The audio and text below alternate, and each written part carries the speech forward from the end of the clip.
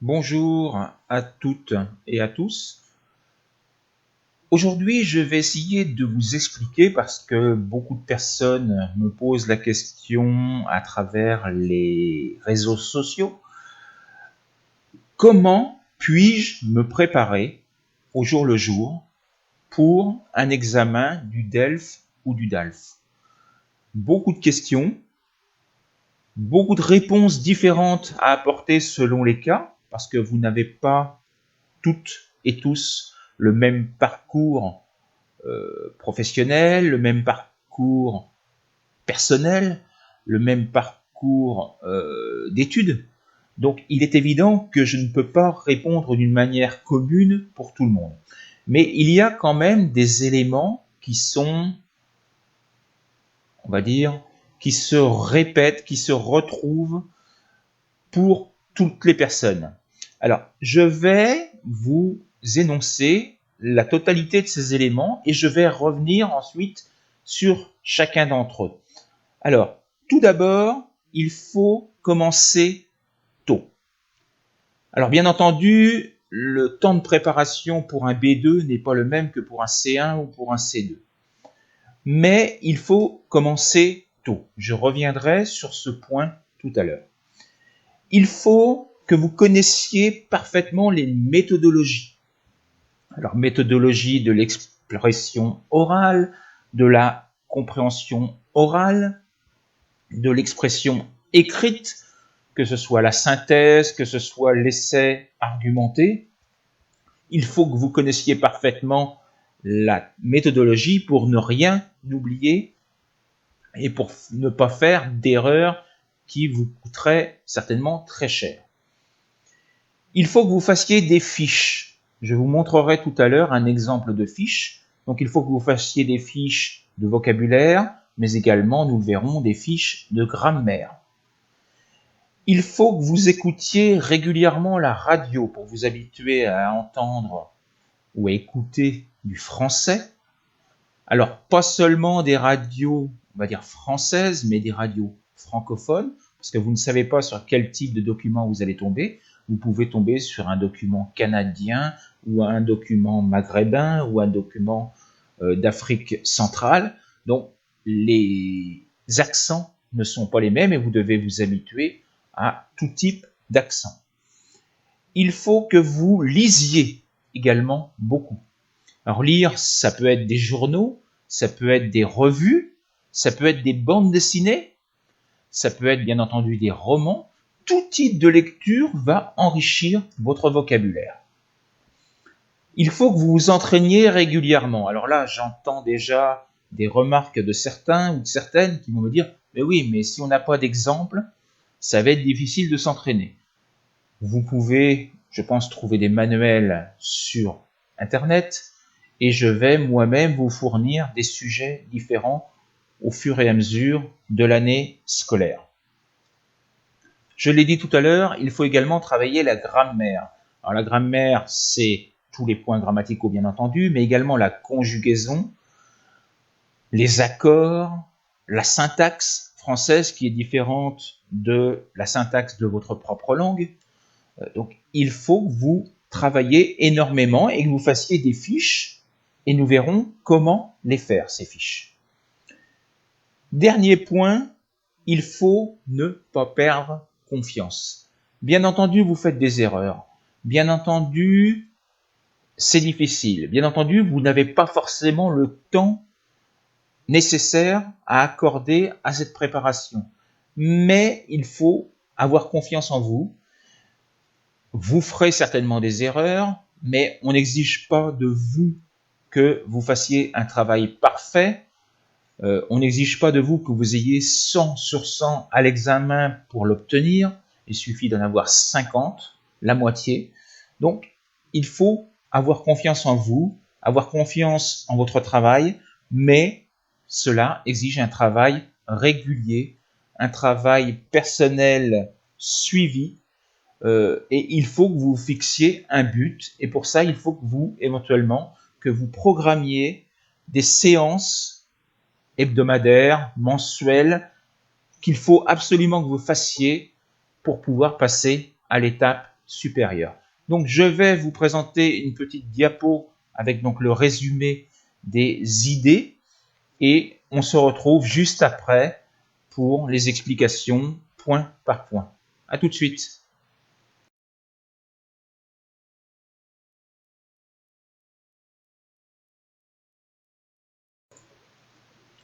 Commençons donc par le premier point, c'est-à-dire le temps qu'il va vous falloir pour faire votre préparation de l'examen. Alors, pour un B2, quelques mois, 2, 3 mois peuvent suffire. Pour un C1 ou pour un C2, il vous faudra, selon le temps que vous pouvez accorder à votre préparation, entre 6 mois et 1 an, voire plus si vous n'avez réellement pas beaucoup de temps, si vous avez une vie professionnelle ou une vie familiale très chargée. Alors, pourquoi je vous parle de ce point-là? Parce que régulièrement, je reçois des messages, que ce soit sur Facebook, que ce soit sur YouTube, de candidats qui me disent « J'ai examen demain matin ou la semaine prochaine, comment je dois faire pour me préparer ?» Bah, c'est trop tard, c'est foutu. Tu n'as aucune chance de te préparer en 24 heures ou même en une semaine.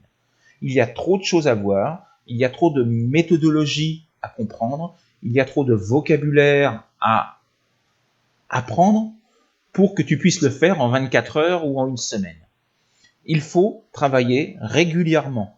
Le vocabulaire, ça ne s'apprend pas en une journée. Le cerveau humain ne peut appréhender qu'un certain nombre de mots par jour. Si moi je vous donne une liste de 150 mots à apprendre pour demain, vous allez peut-être vous en rappeler de 100 demain, mais après-demain, vous en aurez oublié, et puis dans une semaine, vous vous souviendrez de 10 d'entre eux. Donc c'est pas la peine. Il vaut mieux travailler par petites touches, 5 mots par jour, ou 10 mots par jour pour les meilleurs, mais ne pas aller au-delà, ça ne sert à rien. Vous allez en oublier la moitié ou les 3/4. Donc il faut travailler régulièrement et se fixer un emploi du temps sur 6 mois, sur 1 an, avec un travail régulier. Voilà pour le premier point, la durée de la formation. Je vous dis pour un C1 ou pour un C2, entre 6 mois et 1 an. Donc c'est quand même assez long. Il faut, deuxième point, que vous connaissiez parfaitement les méthodologies. Alors, pour le B2, la méthodologie, ça va être la lettre formelle, la lettre informelle, la lettre dans le forum, la lettre de plainte à un maire. Très souvent, vous tombez sur des sujets où il faut écrire au maire de votre commune. Mais également, pour le B2, l'expression orale, c'est-à-dire l'expression d'un point de vue. Comment organiser son point de vue. Pour les C1, on va ajouter ce que l'on appelle la synthèse et l'essai argumenté qui peut être et qui doit être beaucoup plus complet. Voilà pour les méthodologies qu'il faut que vous connaissiez. Il faut que vous fassiez des fiches. Alors, à la fin de cette vidéo, je vous montrerai un exemple de fiche que j'ai créé sur le travail à la maison, je crois. Et donc, dans ces fiches, je mets le vocabulaire nécessaire pour pouvoir expliquer ce que je veux dire. Donc, tout le vocabulaire dont j'aurai besoin pour m'exprimer sur ce sujet. Ensuite, je vais faire différentes parties où je montre les avantages, les inconvénients, les problèmes, les conséquences, les solutions. Et je fais des phrases que j'invente moi-même avec le vocabulaire que j'ai appris. Pourquoi? Parce que si vous récupérez des phrases sur Internet, ce sont des phrases toutes faites que vous n'allez pas assimiler. Si vous faites vos phrases seules, vous allez vous en souvenir et vous pourrez les réutiliser le jour de l'examen. Donc, voilà ce que j'appelle faire des fiches. On verra tout à l'heure qu'il faut également faire des fiches de grammaire. Donc il faut, troisième point, que vous écoutiez la radio. Alors la radio, ça peut être des radios internationales en français comme TV5 ou RFI, mais ça peut être également des radios que vous trouvez sur le web, notamment sur YouTube, des radios comme Radio France, comme France Culture, comme France Info, et également de nombreuses vidéos que vous pouvez trouver sur YouTube, des reportages, etc., etc. Écoutez régulièrement la radio ou Internet, parce qu'il faut que vous écoutiez tous les jours du français. Ça va enrichir votre vocabulaire et surtout, ça va enrichir votre culture. Parce que pour ceux et celles qui veulent se présenter à un C1 ou un C2, la richesse de votre culture sera extrêmement importante. Voilà pour le point suivant, donc écouter la radio régulièrement. Lire beaucoup. Alors lire beaucoup, ça peut être tout simplement des romans, j'en ai beaucoup derrière moi, ça peut être des revues, alors pas forcément des revues sur la langue française, mais ça peut être des revues sur le sport, sur la cuisine, sur tout ce que vous voulez, sur tous vos sujets d'intérêt, mais cela va vous permettre d'enrichir votre vocabulaire, des structures grammaticales que vous allez découvrir, mais il ne faut pas lire sans réfléchir. Si vous butez sur un mot, s'il y a un mot que vous ne comprenez pas ou une expression que vous ne comprenez pas, il faut partir directement sur le dictionnaire pour en voir la définition et pour pouvoir le réutiliser. Parce que le but de la lecture, c'est d'enrichir le vocabulaire que vous pourrez réutiliser à votre tour. Je parlais tout à l'heure de bandes dessinées. Vous pouvez très bien lire des bandes dessinées françaises, bien entendu. Ça va enrichir, là encore, votre culture. La bande dessinée francophone, j'allais dire française, mais francophone parce qu'elle est très riche, notamment en Belgique, est suffisamment ample pour que vous ayez le choix, que ce soit Tintin, Astérix, Lucky Luke et les autres. Il y a énormément de bandes dessinées. Vous avez également Alix, qui est très connu. Donc, n'hésitez pas à lire tout ce qui vous tombe sous la main. Il faut vous entraîner régulièrement.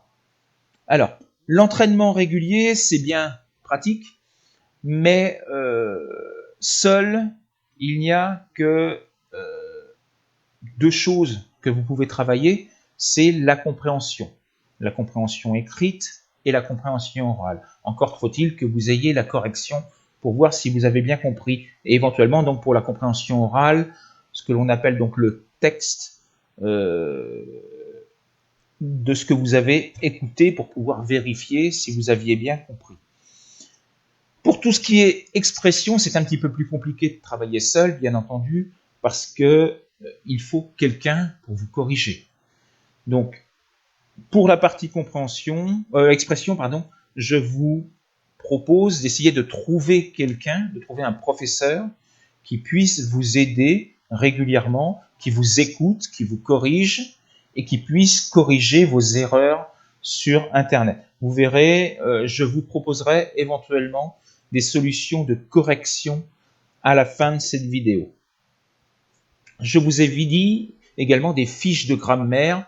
Je vous montrerai à la fin de cette vidéo un exemple de fiche de grammaire que vous pouvez faire. Et je vous l'ai dit, dernier point, ne pas perdre courage. Vous allez certainement avoir des faiblesses dans certaines parties, des difficultés, mais il ne faut pas abandonner. Si vous voulez réellement apprendre le français, la volonté fait, la motivation fait qu'on y arrive toujours. Il faut se battre jusqu'au bout. Donc, j'en ai fini pour ma présentation orale. Maintenant, vous allez avoir donc deux exemples de fiches. Une fiche, on va dire, thématique et une fiche de grammaire qui vont vous aider un petit peu à constituer les vôtres dans tous les thèmes qui tombent régulièrement. Voilà. Dans les prochaines semaines, je mettrai sur les réseaux des exercices de C1 et de C2 en compréhension orale et en expression écrite. Et pour ceux et celles qui voudraient éventuellement me les envoyer pour correction, je vous fournirai éventuellement une solution si vous êtes intéressé. Bonne journée à toutes et à tous. Au revoir.